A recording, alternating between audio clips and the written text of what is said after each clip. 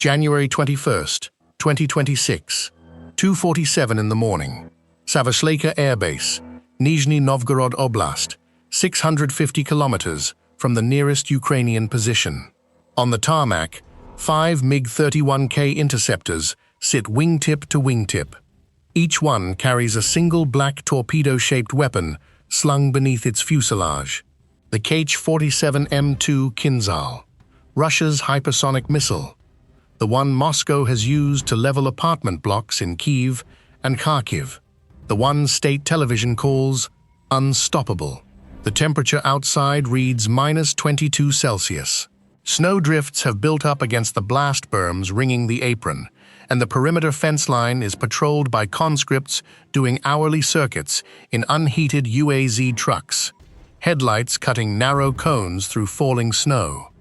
2 watchtowers overlook the northern tree line, manned but unmanned in practice tonight, because nobody on that base has ever had a reason to watch the north. The runway lights are dimmed to standard nighttime configuration. Ground crews finished a scheduled fueling rotation 4 hours earlier, topping off tanks for a Kinzhal readiness drill planned for 0900. Everything about this night looks exactly like every other night at Savasleyka has looked for 4 years. Then the first warhead hits. By sunrise, the base commander will be on the phone to Moscow, trying to explain how 5 aircraft worth $250 million combined got destroyed without a single Russian missile leaving the ground in response. This is the story of how a propeller-driven drone that cost less than a Kyiv apartment flew further into Russia than almost any Ukrainian weapon before it, and why the 650-kilometer buffer Moscow trusted for 4 years of war stopped meaning anything in one night. Here's the part that doesn't make sense on the surface. Savasleyka wasn't some forgotten backwater airfield. It was one of the most closely guarded assets in the Russian aerospace forces, home to the 174th Guards Fighter Aviation Regiment, and the only unit cleared to fly Kinzhal-armed MiG-31Ks. Every Kinzhal strike on Ukraine since 2022 traces back to a jet that took off from here, or a base just like it. And yet, on this particular night, the base's own layered defenses were pointed the wrong way. To understand how that happens, you have to go back to what the Kinzhal actually is, and why Russia built its entire hypersonic strike doctrine around the idea that distance was armor enough. The Kh-47M2 Kinzhal isn't really a new missile. It's an air-launched version of the Iskander ballistic missile, modified to be carried and released from a MiG-31K flying at high altitude and high speed. That launch profile is what gives it the hypersonic label reporters love to use. It doesn't need its own engine to reach Mach 10. The jet does most of the work, flinging the missile forward before the rocket motor even ignites. Each unit costs Russia somewhere around $10 million. Not cheap, but not the eye-watering sum you'd expect for a weapon marketed as revolutionary. What actually makes it valuable is scarcity. Russia has never built more than a few dozen Kinzhal-capable MiG-31Ks. Every one of those jets sitting on a runway is a bottleneck in the entire hypersonic strike chain, which is exactly why Savasleyka mattered so much. It's roughly 650 kilometers from Ukrainian-controlled territory as the crow flies, closer to 900 by the routes a slow-moving aircraft would actually need to fly to avoid Russia's own air defense corridors. For 4 years, Russian planners treated that distance as functionally the same as a wall. Ukraine had drones. Ukraine had long-range ambition. But nothing in Kyiv's arsenal, they assumed, could cross that much airspace, thread that many radar rings, and still carry a warhead heavy enough to matter. That assumption is the whole story tonight. Here's what recasts the stakes. Ukraine's military intelligence service, the HER, had been running a program most Western analysts had written off as a propaganda gimmick, the Lyutyi drone.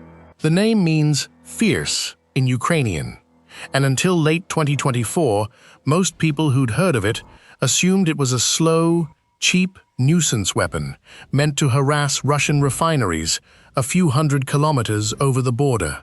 Something for headlines, not for changing the war. What almost nobody outside a small circle of Ukrainian planners understood was how far the program had actually come. The Lyutyi is a low-cost, propeller-driven airframe. Estimated cost per unit, around $300,000. It carries a modest warhead, somewhere in the range of 30 to 50 kilograms depending on the variant, and it doesn't fly fast.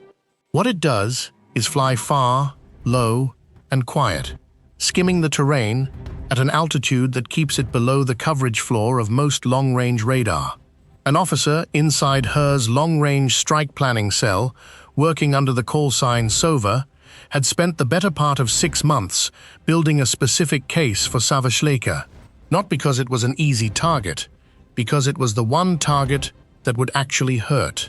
Put yourself in SOVA's position for a second. You're staring at satellite imagery of a base that's been photographed 100 times before, looking for the one gap nobody else noticed. Weeks of nothing. Radar coverage maps that all say the same thing. Don't bother, you'll never get a corridor through this many overlapping systems. I spent hours going through the geospatial layers on this one, and one detail kept nagging at planners inside HER.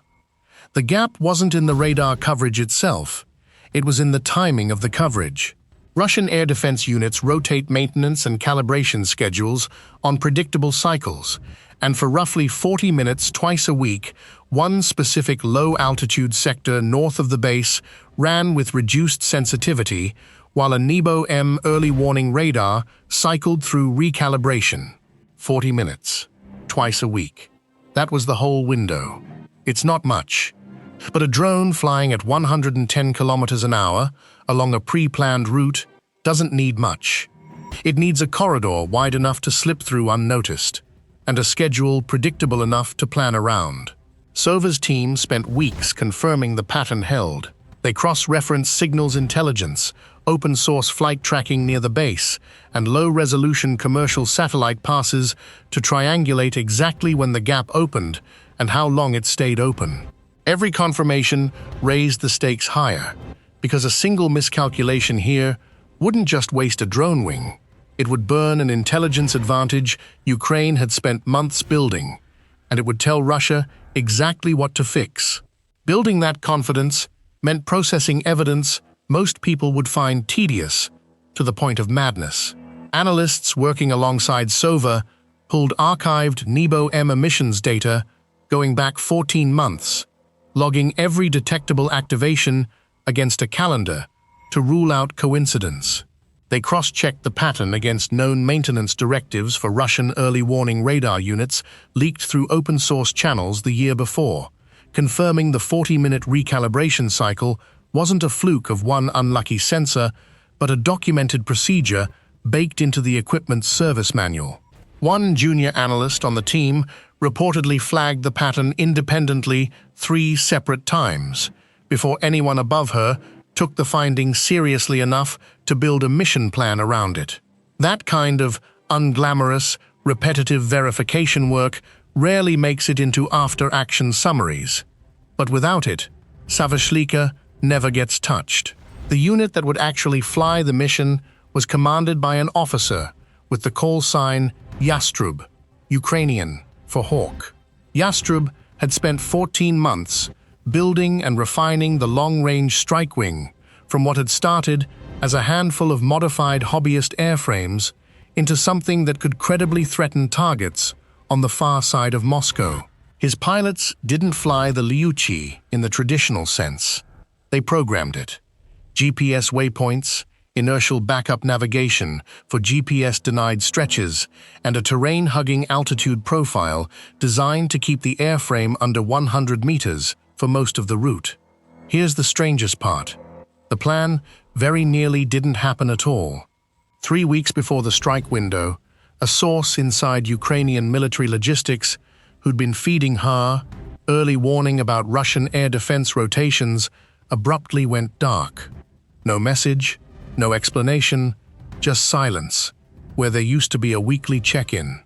For 4 days, Sova's team operated on the assumption the entire timing model might now be compromised, that the Russians could have rolled up the informant and would adjust their radar schedule specifically to close the gap Ukraine had spent months mapping. Those 4 days stretched every nerve in the planning cell. Sova reportedly slept in the operations room rather than going home, running worst-case scenarios on a whiteboard that got erased and rewritten a dozen times. If the informant had been captured and had talked, every asset built around that timing model was compromised, not just Savasleyka. That meant the possibility of scrubbing months of work, reassigning the drone wing to a lower-value target, and starting the entire reconnaissance process over from nothing against a Russian side now alerted to exactly the kind of gap Ukraine had been hunting for. They didn't abandon the plan. They couldn't confirm it was blown, and waiting risked losing the launch window entirely as winter weather closed in over the planned flight corridor. So Yastrub's team quietly rebuilt contingency routing, adding a second candidate corridor further west in case the primary gap had been patched, and pushed the launch date forward by 5 days to reduce the exposure window. On day 5, the informant resurfaced. A family emergency, nothing operational. But those 4 days of uncertainty had already forced a better plan than the one they started with. The corridor was confirmed. The routing was locked. The launch window was set for the night of January 21st. What nobody in that planning cell could know yet was that the Pantsir crews defending Savasleyka's own perimeter had a blind spot of their own, one that had nothing to do with radar schedules and everything to do with which direction Moscow had told them to watch. 14 Lyutyi drones lifted off from a staging area inside Ukrainian-controlled territory just after midnight. Not all 14 were headed to Savasleyka. 9 were decoys, routed toward other targets in the Nizhny Novgorod and Ivanovo regions, specifically to fragment Russian air defense attention across multiple sectors at once. Only 5 carried the payload, and the routing meant for the actual objective. That's the layered loop question worth holding on to. Why decoys? And why did Russian air defense, watching drones approach from multiple directions simultaneously, still fail to protect the one base that mattered most? The answer starts with something that sounds almost too simple to be the reason a $250 million loss happened. Savasleyka's Pantsir S-1 batteries, the short-range air defense system meant to shoot down exactly this kind of low, slow threat, were oriented primarily to cover the southern and southwestern approach. That's the direction Russian doctrine assumed any Ukrainian threat would come from, because that's the direction of the front line as the crow flies. Sova's team had built the flight path to approach from the north. Picture the conscript manning the southern Pantsir station that night, a 20-year-old on his second winter of mandatory service, running the same shift rotation he's run for months. His monitor faces a sector where nothing has ever appeared except migrating birds and the occasional civilian aircraft on an approved corridor. Standing orders tell him the threat, if it ever comes, arrives from the south. He has no reason to glance at the northern approach because nobody above him has ever suggested he should. By the time the first detonation lit up the sky behind him, his own system was still tracking a clean, empty southern sky exactly as it had every night before. Here's the thing. We think this wasn't an accident of Russian incompetence so much as a structural blind spot baked into how Moscow's entire air defense doctrine treats depth. If the front line is 650 kilometers away, no planner assumes a threat arrives from behind the base. The Pantsir crews weren't lazy. They were defending against the war Russia thought it was fighting, not the one that showed up at 2:47 in the morning. Here's the part that reframes everything you've heard so far. The Nebo-M radar gap wasn't the only reason the drones got through. It was the reason they got through undetected. The Pantsir orientation was the reason that even after ground observers spotted movement, nobody scrambled the right response in time. 2 failures, stacked on top of each other, neither one enough on its own, both firing on the same night. At 2:14 in the morning, the 5 strike-configured Lyutyi drones crossed into the radar gap Sova's team had mapped for weeks. Low, slow, and almost silent at that altitude, they threaded the corridor exactly as planned. By 2:41, they were inside Savasleyka's perimeter airspace, still undetected by any system tracking the sector. At 2:47, the first warhead struck. Ground crews at the base had no warning beyond the sound of the initial impact.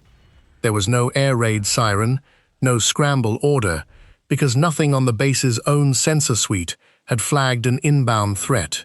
What followed over the next 6 minutes was 5 detonations against parked MiG-31K airframes, each strike landing within meters of its intended target on aircraft that had been fueled and armed for a scheduled Kinzhal readiness rotation the following morning. Unpopular opinion, and this is the one that'll probably get us some pushback in the comments. The real failure here wasn't a lack of Russian air defense hardware. Russia has plenty of Pantsir batteries, plenty of radar coverage, plenty of money poured into protecting strategic assets. The failure was doctrinal arrogance. 4 years into a war where drones had already reshaped how battles were fought at the front, Russian planners still treated depth as a substitute for vigilance at the rear. That's not a hardware gap. That's a leadership failure, and it's one that cost 5 aircraft, because nobody wanted to admit the 650-kilometer buffer had already stopped meaning anything months earlier. What's most surprising about what happened next isn't the damage itself. It's what didn't happen. No Pantsir battery fired a single interceptor round during the entire 6-minute window. Not because they were disabled, because by the time ground crews physically observed the second and third detonations and manually alerted the fire control center, the remaining drones had already completed their attack runs and were egressing north, back through the same radar gap they'd used to get in. By 3:15, all 5 strike drones were confirmed to have cleared Russian airspace on their return leg, according to Ukrainian intelligence assessments compiled in the days following the strike. In the hours after the last drone cleared the corridor, the base's political officer convened an emergency debrief with the surviving watch commanders. A session later described second-hand by Ukrainian intelligence sources monitoring Russian military communications. According to that account, the duty officer who should have escalated the first ground-observed detonation into an immediate scramble order instead spent nearly 90 seconds attempting to confirm the strike wasn't a training accident or an equipment malfunction, since nothing on any screen in front of him indicated an external attack was underway. Those 90 seconds didn't change the outcome. The drones were already committed to their attack runs regardless. But the exchange captured something the base commander would have to explain to Moscow beyond the hardware losses. An entire command structure that had no procedure for an attack its own doctrine said couldn't happen from that direction.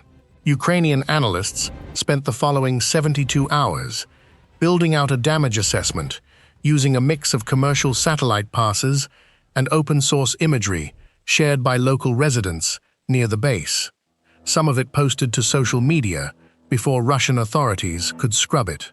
Thermal signatures in the early satellite passes showed 4 confirmed fires still smoldering more than 6 hours after the strike, consistent with fuel-fed blazes rather than simple ordnance detonation. Cross-referencing pre-strike and post-strike imagery let analysts confirm all 5 targeted airframes had sustained damage severe enough to be classified as combat losses rather than repairable damage, a distinction that mattered enormously for calculating how long it would take Russia to reconstitute the squadron's Kinzhal-ready strength. The math on what burned that night is straightforward, and it's brutal. 5 MiG-31K airframes, each valued at approximately $30 million, for a combined loss of roughly $150 million in aircraft alone. Add the secondary damage, fuel stores ignited by the initial detonations, ground support equipment destroyed by fire that spread across the apron before base firefighting crews contained it, and open-source damage assessments place the total closer to $250 million. 5 Lyutyi drones, at roughly $300,000 each, delivered that damage.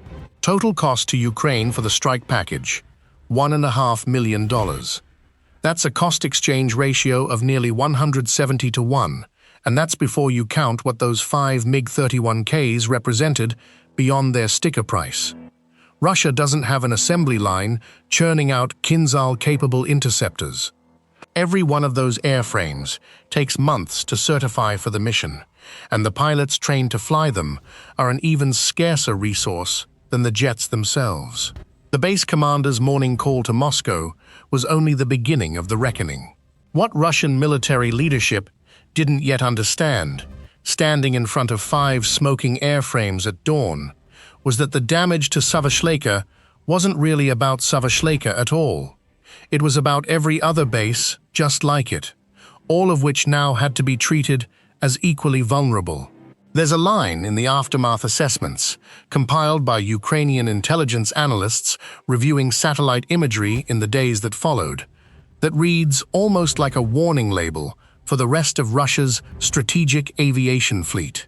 If a corridor exists at Savasleyka, one built on predictable radar maintenance schedules and directionally biased air defense doctrine, it likely exists at every comparable base built under the same assumptions about depth equaling safety.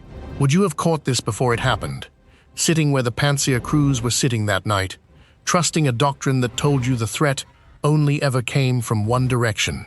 That question is exactly what Russian Air Defense Command had to confront in the weeks after the strike, and their answer tells you almost everything about how this changes the war going forward.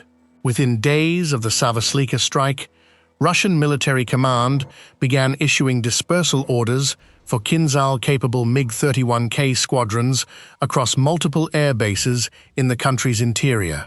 Aircraft that had previously clustered at a handful of well-defended, well-known facilities were split into smaller detachments, moved to airfields that had never been built with hardened shelters or layered short-range air defense in mind.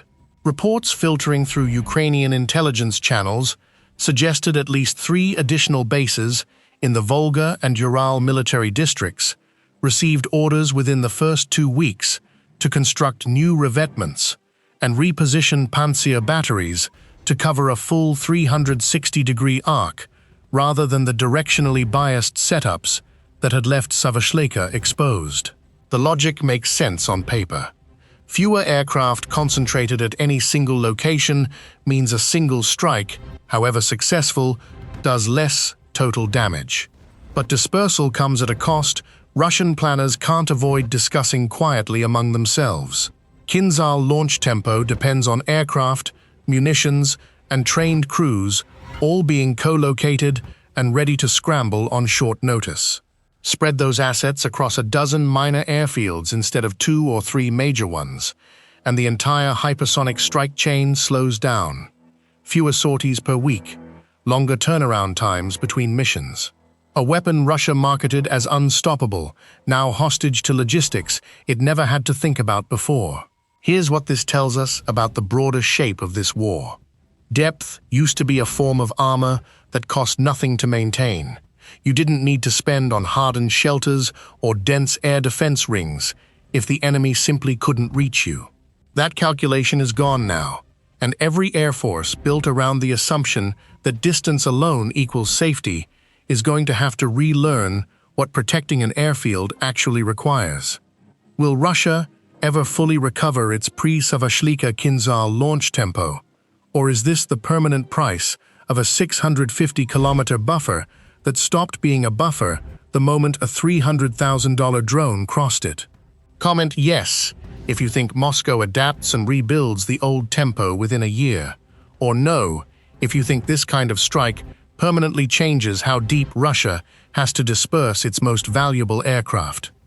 Ukraine's Lyutyi program isn't slowing down. If anything, Savasleyka proved the concept works at exactly the range and cost profile HER's planners had bet on for months. Expect more of these corridors to get mapped, more radar rotation schedules to get exploited, and more bases that thought 650 kilometers meant safety to learn otherwise. If you want to see what happens next, when Ukraine goes after a target even further from the front line, subscribe and turn on notifications, because that story is already being planned somewhere right now.